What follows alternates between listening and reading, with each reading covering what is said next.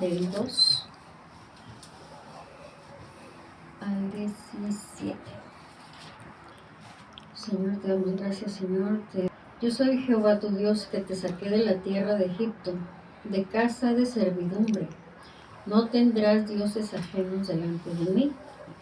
No te harás imagen ni ninguna semejanza de lo que esté arriba en el cielo, ni abajo en la tierra, ni en las aguas debajo de la tierra. No te inclinarás a ellas, ni las honrarás, porque yo soy Jehová tu Dios fuerte, celoso, que visito hasta la tercera y cuarta generación de los que me aborrecen, y hago misericordia a millares, a los que me aman y guardan mis mandamientos. No tomarás el nombre de Jehová tu Dios en vano, porque no dará por inocente Jehová al que tomare su nombre en vano. Dice, acuérdate del día de reposo para santificarlo. Vamos a pasar hasta el 12.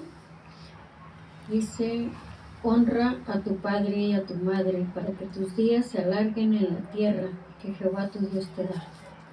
No matarás, no cometerás adulterio, no hurtarás, no hablarás contra tu prójimo falso testimonio, no codiciarás la casa de tu prójimo, no codiciarás la mujer de tu prójimo, ni su siervo, ni su criada, ni su buey, ni su asno, ni cosa alguna de tu prójimo.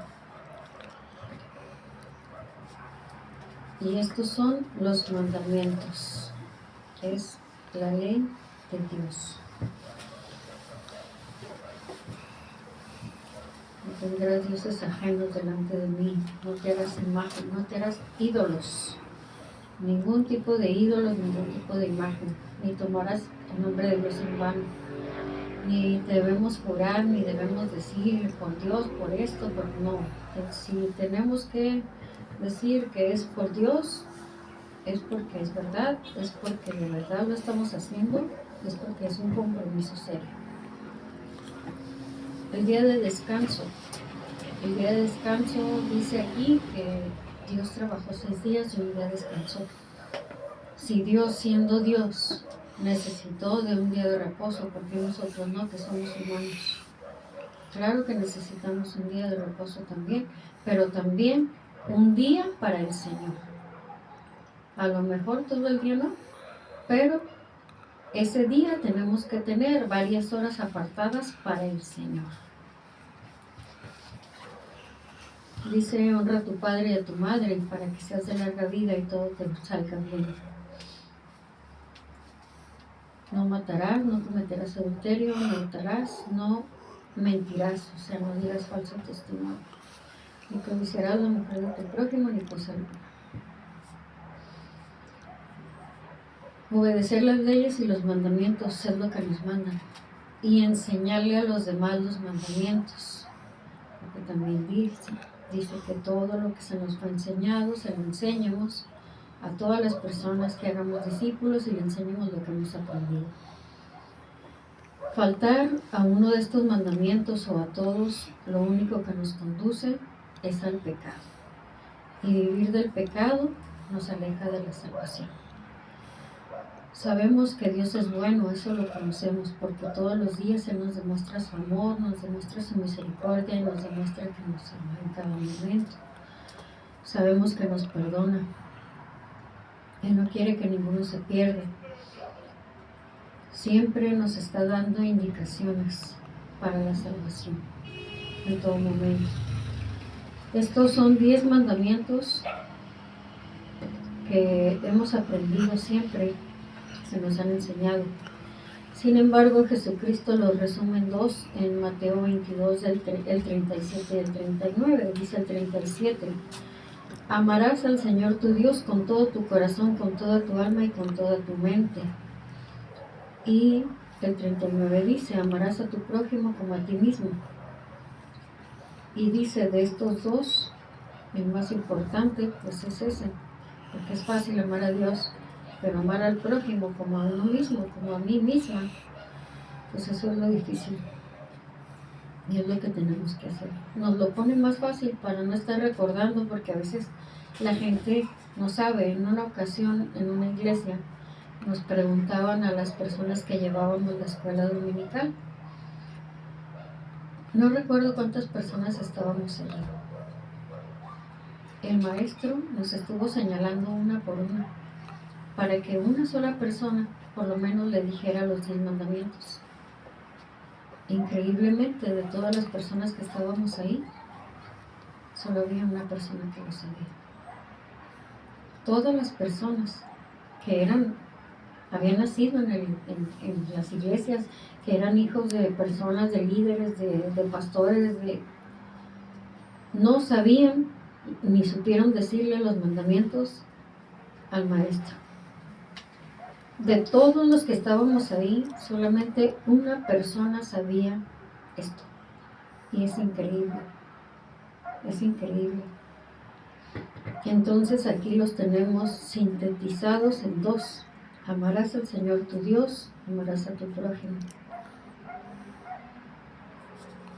Es muy importante tener presente esto porque esto es son los estatutos, es la ley de Dios, son nuestros ideales como cristianos.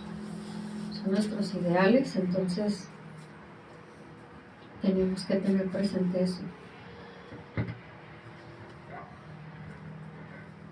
Vamos a pasar a ver Proverbios 10.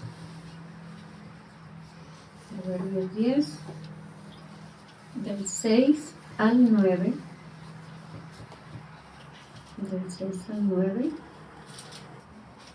Hay bendiciones sobre la cabeza del justo, pero violencia cubrirá la boca de los impíos. La memoria del justo será bendita, mas el nombre de los impíos se pudrirá.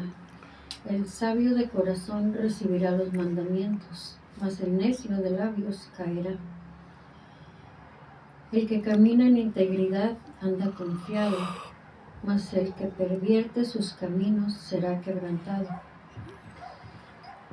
El que camina en integridad dice que camina confiado. La integridad nos lleva a la salvación y el que se pervierte será castigado. Hacer lo correcto. Integridad quiere decir hacer lo correcto cuando nadie te ve. Hacer lo correcto. Obedecer los mandamientos cuando nos ven. Hacer lo correcto que nosotros seguimos cuando nos ven, cuando no nos ven, cuando estamos en la iglesia, cuando estamos en el trabajo, cuando estamos con las personas de la familia, con los de la colonia. En todo momento tenemos que defender nuestros ideales, nuestros mandamientos y hacer lo correcto. Siempre hacer lo correcto. Los mandamientos son la ley de Dios.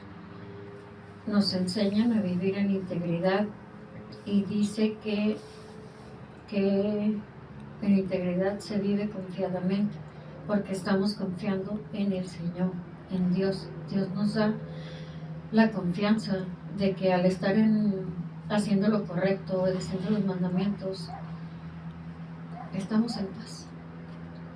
Y si no hemos hecho nada malo, pues nos sentimos bien.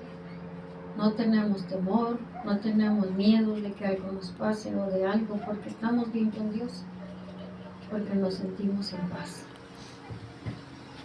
Si no hacemos nada mal, no hay ningún temor. Dios perdona cuando le pedimos perdón por alguna falta, por algún pecado, pero también tenemos que tener en cuenta que los pecados traen consecuencias. Dios nos perdona, pero los pecados traen alguna consecuencia.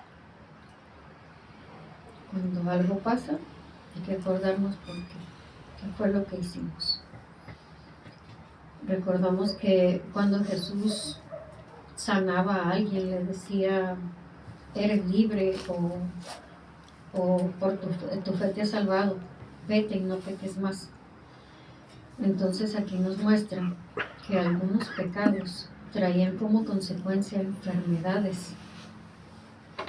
Otros pecados traen como consecuencia juicio y nos llevan a procesos dolorosos.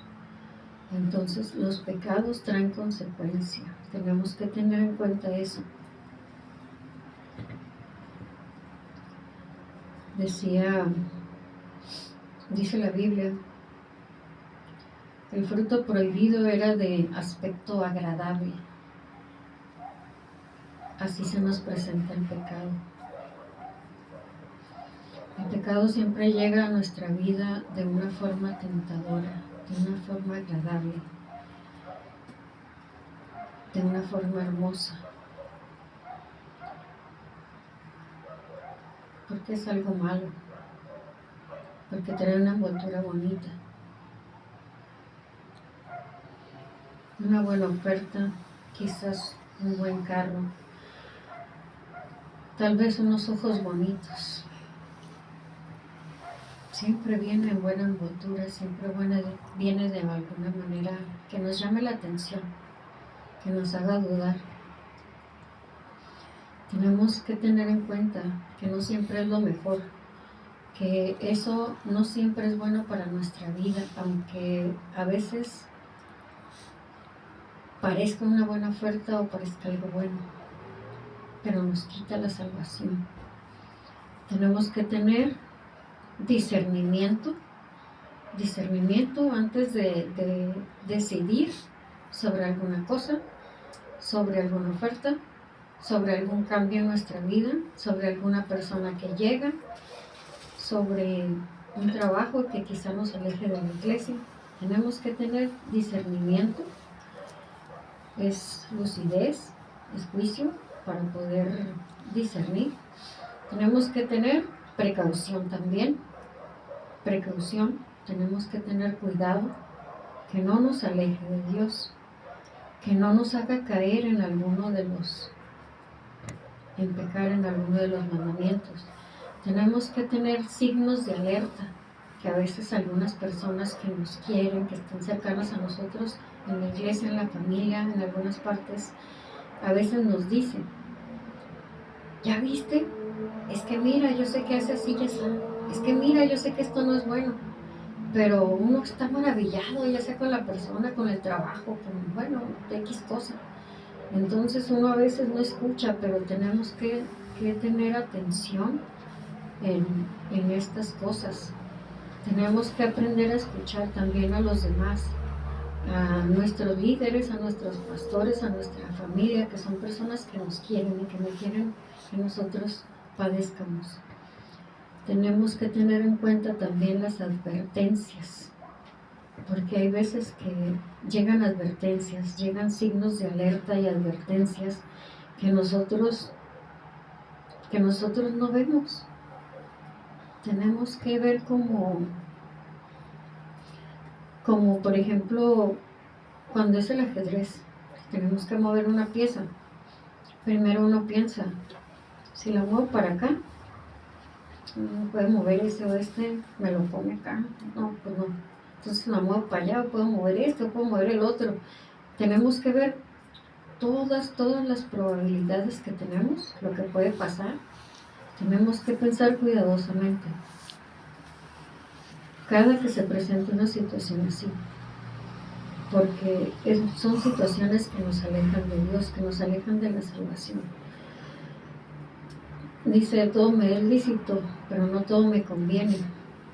Tenemos que tomar en cuenta que a lo mejor afecta nuestra libertad, que si no afecta nuestra dignidad, que si no nos va a afectar en nuestra integridad o en las leyes de Dios, que no nos haga caer en tentación, en esa falta, que nos aleje. Que no afecte nuestros ideales, que no afecte nuestra persona, y sobre todo que no afecte en las cuestiones de Dios. Vamos a ver Romanos, si quiere yo se lo leo. Romanos 8:26 dice, el Espíritu Santo nos ayuda en nuestras debilidades. Cuando Jesús se fue, no nos dejó solos. Dijo, les dejo un consolador. Nos dejó el Espíritu Santo, que es el que nos está ayudando siempre. Tenemos que entregarle nuestras debilidades a Dios y Dios nos da la fortaleza que necesitamos y nos ayuda para que lleguemos a tener un nuevo nacimiento, para que seamos personas nacidas de nuevo. Dice Isaías 40:29, Él da esfuerzo al cansado y le multiplica las fuerzas al que no tiene ningunas. Somos humanos, nosotros no somos todopoderosos, nosotros tenemos debilidades, somos imperfectos y tenemos esa tendencia al pecado. Cada uno de nosotros sabe de qué pie cojea, como luego se dice. Cada uno sabe identificar.